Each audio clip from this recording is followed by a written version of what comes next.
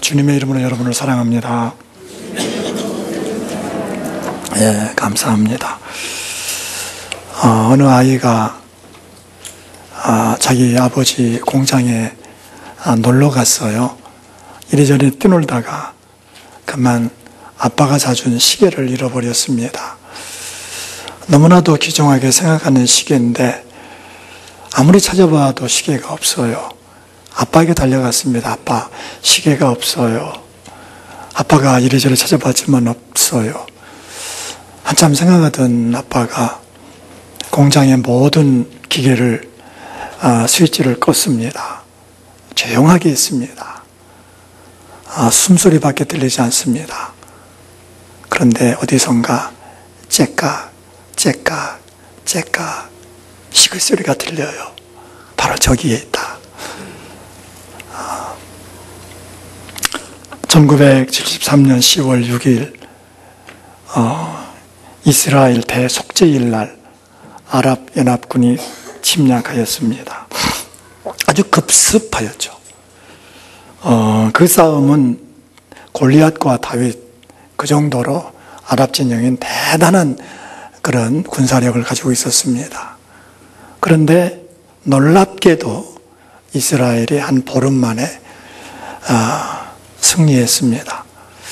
그 승리를 여러 가지로 평가하지만은 어떤 사람들은 침묵의 승리였다. 침묵의 승리였다는 거예요. 이스라엘 그 지휘관들은 그들은 먼저 하나님 앞에 무릎을 꿇고 침묵하였습니다. 하나님 앞에 조용히 침묵했어요. 그 침묵 가운데 세미하게 들려오는 하나님의 지혜를 그들이 듣고 그리고 그 지혜를 가지고 승리했다는 거예요. 그래서 그 전쟁을 침묵의 승리다. 그렇게 이름을 붙입니다. 침묵이라고 하는 것은 단순히 말하지 않는 것을 침묵이라고 하지 않습니다. 우리 기독교에서 침묵은 대단한 경건 생활의 일부인데요. 이것은 하나님의 음성을 기다리는 겁니다. 이것은 또 하나의 위대한 언어라는 것입니다. 오늘 본문 말씀은 예수님의 침묵에 대해서 말씀을 해요. 침묵. 예수님께서 지난 시간에 본 것처럼 검과 뭉치를 들고 온 무장한 사람들에 의해서 대제사장 집으로 끌려갔습니다. 거긴 이미 대제사장들, 장로들, 서기관들이 모였어요. 그들은 예수님을 죽이려고 계획하고 있습니다. 오늘 말씀 보면은 55절에 대제사장들과 온 공회가 예수를 죽이려고 그를 칠 증거를 찾되 얻지 못하니 여러 사람들을 증인으로 세웠습니다. 근데 그들의 말도 일치하지 않아요. 이런 사람 저런 사람이 예수님을 모함합니다. 말도 되지 않는 그런 말들이에요. 예수님 앞에서 모함하고 있어요. 얼마나 억울한 일입니까? 그러나 주님은 한마디 대답을 하지 않으셔요. 한마디 변명하지 않으셔요. 그러니까 신문하는 사람들이 오히려 너 무슨 할 말이 없느냐? 네가 무슨 할 말이 없느냐고 물어봅니다. 근데 그래도 주님은 오늘 61절에 보면은 침묵하고 아무 대답도 아니하셨다. 당신을 그렇게 모함하고 그렇게 자기를 죽이려고 하는 사람들에게 침묵하시는 거예요. 그런데 그들이 질문한 것이 또 하나, 네가 찬송받을 이의 아들 그리스도냐? 진리에 대해서 말하자 주님은 즉각적으로 말씀하시죠. 내가 그다. 그리스도냐 하니까 내가 그리스도다. 이건 뭐 그냥 생각할 것도 없이 바로 주님께서 그리스도다 말씀하십니다. 자기 변명에 대해서는 침묵하고 진리에 대해서는 증언해요. 저는 이 말씀 이렇게 그 구절을 보면서 우리들은 거꾸로 살지 않고 있는가? 오늘 다른 사람이나 베드로가 그렇거든요. 66절부터 베드로가 예수님 신문하는 자리에 따라갔는데 자기 자신에 대해서는 과장할 정도로 변명하고 주님에 대해서는 모른다고 저주하면서 부인했어요. 저도 아주 부끄러운 이야기지만은 처음 교회 나갈 때 왜 그런지는 모르지만 이 성경을 이 신문으로 둘둘둘 말아가지고 옆구리에 끼고 교회 가는데 주일날 너 어디 가느냐 하면은 예, 저기 갑니다. 교회 갔다고 가지 않고 저기 갑니다. 그렇게 말했던 기억이 나요. 그때 제가 교회 가는 게 부끄러워서 그렇게 말한 게 아닙니다. 어떤 문화였는지 모르겠어요. 그때 신앙이 참 뜨거웠었거든요. 그런데도 그랬어요. 어저께 우리 젊은이들의 통계가 나왔는데 젊은이들이 많이 교회를 떠나가고 있어요. 참 안타까운 거죠. 교회가 싫어서보다도 그들의 삶이 너무 힘들다는 거예요. 요즘 N4 세대라고 하지 않습니까? 꿈이 없는 거예요. 그러다 보니 교회 와도 지치고. 근데 교회 나오는 청년들 가운데서도 다수가 자기가 그리스도인 것을 숨긴다는 거예요. 신앙을 숨기고 살아갑니다. 혹시 여러분은 그렇게 살고 있지는 않습니까? 주님은 반대였어요. 내 변명하는 것은 침묵하고 그리고 진리에 대해서는 증언하였어요. 믿음은 뭐냐면은 내 변명은 내 구차한 변명은 침묵하는 거예요. 이 침묵에는요 대단한 믿음이 필요합니다. 하나님을 신뢰하지 못하면은 할 수 없는 것이 이 침묵입니다. 하나님이 보이지 않지 않습니까? 하나님의 소리가 귀로 들리지 않습니다. 예수님께서 그러셨어요. 겟세마네 동산에서 밤새워 기도했지만은 하나님의 음성은 들리지 않았어요. 이 잔을 피하도록 도와주세요. 이 잔을 지나가도록 해주세요. 그러나 나의 원대로 하지 마시고 아버지 원대로 해주세요. 밤새 기도했지만은 아무런 응답이 없었어요. 믿음이 그런 거거든요. 믿음은 보이는 것을 믿는 게 아니에요. 들리는 것을 믿는 게 아닙니다. 예수님은 자기의 믿음을 가지고 십자가 지리라 결단을 하고 여기까지 오신 거거든요. 우리 주님께서 왜 마음에 억울함이 없었겠습니까? 예수님도 인성을 가지고 있는데 그 사람들이 모함하는 것, 그 사람들이 그 모함을 왜 주님이 아프지 않겠어요? 그러나 아버지 하나님을 신뢰한 거예요. 아버지 하나님이 변호하실 것을 믿었어요. 여러분, 저는 목회를 하면서 어떤 하나의 진리라면 진리라고 할까 제가 깨달은 게 하나 있는데 내가 침묵하면은 하나님이 변호하시고 내가 입을 열면 하나님이 입을 닫으신다. 여러분 가정에서나 어디 공동체에서 어떤 문제가 있을 때, 힘든 일이 있을 때 잠잠히 하나님만 보고 침묵하는 사람들을 보면은 그 결과가 아름다웠습니다. 그 결과가 좋았습니다. 저도 마찬가지였습니다. 그러나 어떤 문제가 있을 때 이 사람 만나고 저 사람 만나고 이리저리 말하고 했을 때 그 문제가 풀려지는 것이 아니라 더 오히려 문제는 힘들어지고 서로가 상처만 남기는 경우가 참 많았습니다. 그래서 제가 정리한 것이 내가 침묵하면은 하나님이 변호하시고 내가 입을 열면은 하나님이 입을 닫으신다. 물론 성경에 있는 말씀은 아니지만은 이 말씀을 정리하니까 그렇다라는 거예요. 여러분, 어떤 어려움이 있을 때 온전히 인내하셔요. 침묵하다가 그럴 때 있거든요. 이 정도 참았으면 됐다. 이 정도 참았으면 됐다. 그게 문제예요. 이 정도가 이제 지금까지 참았던 것을 다 무너지게 하는 거예요. 끝까지 참아야 돼요. 끝까지 침묵하는 거예요. 100% 침묵하는 거예요. 우리가 침묵하다 보면 하나님이 역사하셔요. 하나님 입을 여셔요. 욥기에 보면은 그 욥이 그러지 않습니까? 하루아침에 그 많은 재산 다 없어졌고 열아들 다 죽었고 가정이 무너졌고 그런 상황이었는데 친구들이 와서 첩인 위로했어요. 나중에 그 친구들이 하는 말이 네가 무슨 죄가 있었기 때문에 이런 어려움이 있지 까닭없는 원인이 어디 있겠는가. 계속 공격했어요. 그때 욥이 말입니다. 지금 나의 증인이 하늘에 계시고 나의 중보자가 높은 데 계시니라. 나의 친구는 나를 조롱하고 내 눈은 하나님을 향하여 눈물을 흘리니 사람과 하나님 사이에와 인자와 그 이웃 사이에 중재하시기를 원하노니. 하나님을 바라보는 거예요. 중보자이신 하나님을 바라보는 거예요. 억울하고 힘들 때 주님 바라보세요. 사람들에게 이리저리 말하지 말고 하나님께 말씀드리는 것이 침묵이라는 거예요. 욥의 신앙이 그 다음 23장 10절에 보면 이렇게 결론을 맺습니다.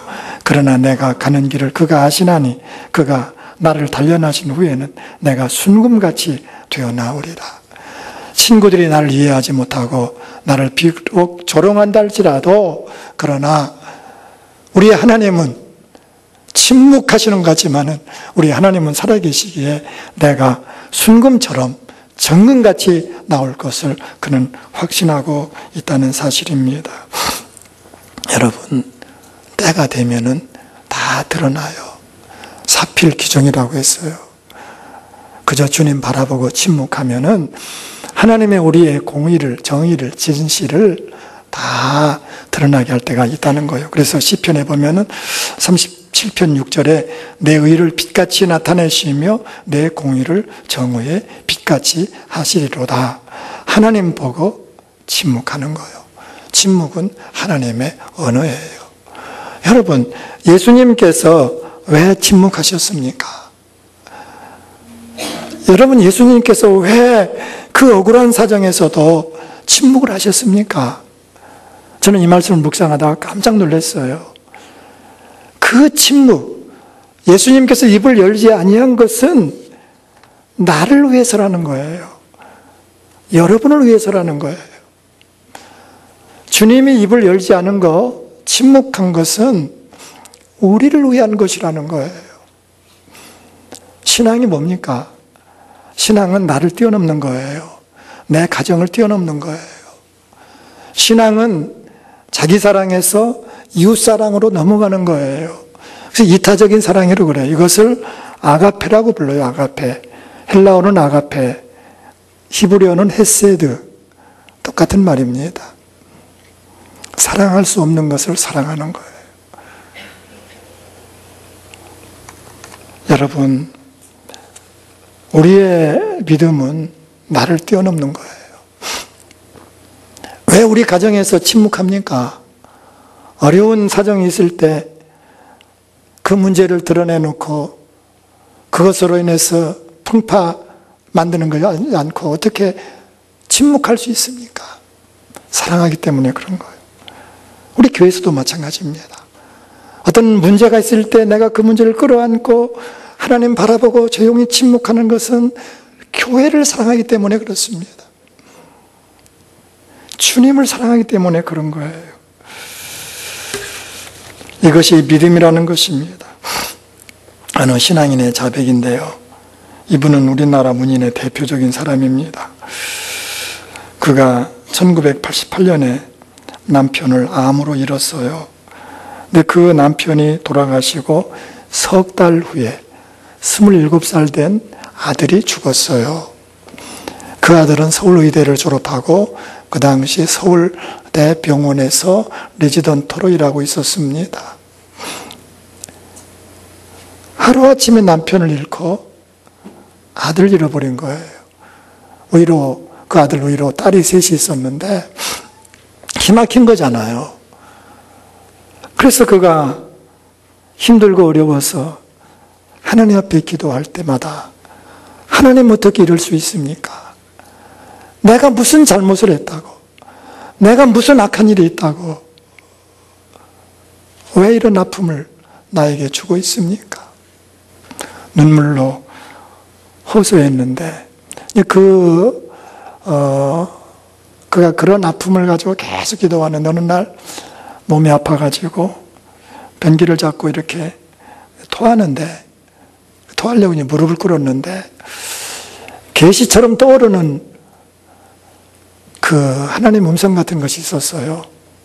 그를 변화시켰어요. 나는 내 가족 외에 타인에겐 철저하게 무관심했다.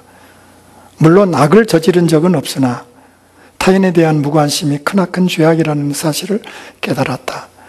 그 사실을 알게 하기 위해 이 태산 같은 고통을 주신 것을 그때 처음으로 깨달았다. 여러분, 주님께서 왜 입을 열지 않았습니까? 이사야 53장 7절 보면은 그가 곤욕을 당하여 괴로울 때에도 그의 입을 열지 아니하였으며, 우리를 살리시려고 그러신 거예요. 우리를 불러주신 것이 나만 위해 살라고 하신 것이 아니에요. 나를 뛰어넘는 거예요. 내 가정도 뛰어넘어야 돼요. 우리 그리스도인들은 나를 위해 사는 사람들이 아닙니다. 내 이웃에 아픈 사람들 많이 있지 않습니까? 내 가정을 뛰어넘으십시다. 내 가정 뛰어넘는 거 어렵거든요. 그거를 뛰어넘어야 돼요. 이게 예수님 믿는 길이에요. 믿음은 이웃 사랑을 할 때에 그 열매가 있고 가치가 있습니다. 내가 침묵하는 거, 주님의 침묵은 당신의 괴로움을 당신이 받고, 당신이 그 괴로움을 당신이 받고 우리에게 그 은혜를 주시기 위해서, 우리를 구원을 주시기 위해서 주님은 조용히 침묵하셨다고 하는 사실입니다. 그러나 주님은 진리에 대해서는 목을 내놓고 증언하셨습니다. 네가 그리스도냐? 내가 그다. 지금 그리스도라고 고백하면 죽는 거예요. 그 답변을 그들이 기다리고 있어요. 그러나 주님은 그 답변 가운데서도 그 답변을 바로 하시는 거예요. 주님은 자기 변명은 침묵하고 진리는 증언했어요. 증언. 이 증인이 뭐냐면은 증인이 증언하는데요. 증인을 헬라어로 말투스라고 그래요. 말투스. 이 말투스라는 말은 증거하다, 증인이라는 그런 말인데, 이게 놀랍게도 순교자라는 말과 동의어입니다. 순교자. 순교자라는 말과 똑같은 거예요. 진리의 말씀은 목에 칼이 들어와도 하는 거예요. 감추는 게 아니에요. 그래서 진리를 전하는 것, 복음을 전하는 것을 헬라어로 케리그마라고 합니다. 케리그마. 요즘 케리그마 많이 써요. 일반 용어로도 씁니다. 원래 이 케리그마는 왕이 말을, 신하가 백성들에게 가서 전해주는 거예요. 그러니까 그 전해주는 말은 가감히 쓰면 안 돼요. 왕의 말을 그대로 가서 선포하는 거예요. 이 케리그마는 지침을 주거나 가르치는 정반대의 말입니다. 여러분, 복음을 혼잡시키면 안 돼요. 섞으면 안 돼요. 어떤 사람은 그래요. 선하게 살면은 구원받는 거 아닌가. 실제로 믿는 사람들 가운데서 그렇게 생각하는 사람들이 있습니다. 또 그렇게 가르치는 사람들도 있습니다. 그런 교단도 있습니다. 속으면 안 됩니다. 여러분, 아주 죄송한 얘기지만은 교회 밖의 사람들이 더 선한 사람들 더 많습니다. 의로운 사람들 더 많습니다. 그것으로 구원받질 못해요. 어떤 사람들은 길은 똑같다고 생각합니다. 이 종교도 그 길이요, 저 종교도 그 길이요. 여러분, 정말 그럴까요? 어느 사람이 서울 가기 위해서 제천역에 갔는데 서울 가는 기차를 타야 되는데 안동행을 잘못 탔어요. 타고 보니까 안동행이에요. 정반대입니다. 여러분, 이 사람이 서울 가려면 어떻게 해야 되겠어요? 기차 안에서 좋은 일을 한다고 생각해 보십시오. 그저 노인들 찾아가서 안마해드리고 또 목이 마른 사람들 음료수를 사주고 이렇게 좋은 일을 한다고 해서 안동 가는 기차가 서울로 갈 수 있습니까? 요즘은 스마트폰 하나로 다 합니다. 은행 결제 다 하죠. 상품 결제 다 하죠. 스마트폰은 정말 만능입니다. 그 만능 스마트폰 가지고 아무리 스마트폰을 잘하는 사람이 어떤 것을 조작한다 할지라도 안동 가는 기차에 타 있다고 하면은 내려야 되는 거예요. 여러분, 진리는 하나예요. 단순해요. 예수님 뭐라고 했습니까? 요한복음 14장 6절에 내가 곧 길이요 진리요 생명이니 나로 말미암지 않고는 아버지께로 올 자가 없느니라. 여러분, 신앙생활은 대충 하면 안 돼요. 대충 믿으면 안 돼요. 요즘 우리나라는요, 대충 문화가 많아요. 대충. 그래서 빨리빨리 해요. 빨리빨리. 중국에서 첫 번째 말 배우는 것은 만리라. 만리. 천천히.